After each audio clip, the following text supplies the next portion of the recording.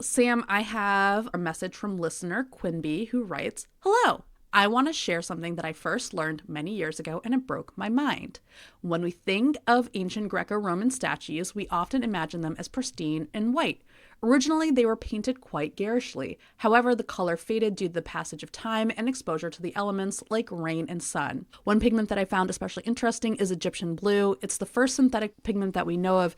It provided a long-lasting and brilliant color. I could go on about this topic for ages, but I wanted to share this with you with the hope that I can also shake your worlds by introducing you to brightly colored Greek statuary." I'm curious how new this idea is to you. I knew that statues, like a lot of things, used to be painted in these incredibly vibrant paints. Yeah. But I didn't realize that people were getting in and analyzing them. Yeah, I was sort of in the same place. So in 2022, there was a new exhibit at the Metropolitan Museum of Art in New York that showed the statues with these colors. And according to NPR, I'm using their words, they were painted in garish colors with multiple patterns. And I just think like the word garish comes up all the time because you look at them and you're just like, whoa, that is a lot going on. The idea is to look for little variations on the surface of these sculptures that might show traces of pigments, and then using tools like X-ray fluorescence and UV spectroscopy to kind of identify what those pigments would be. And like Quimby wrote, one of the big figures in this area is Vincenz Brinkmann,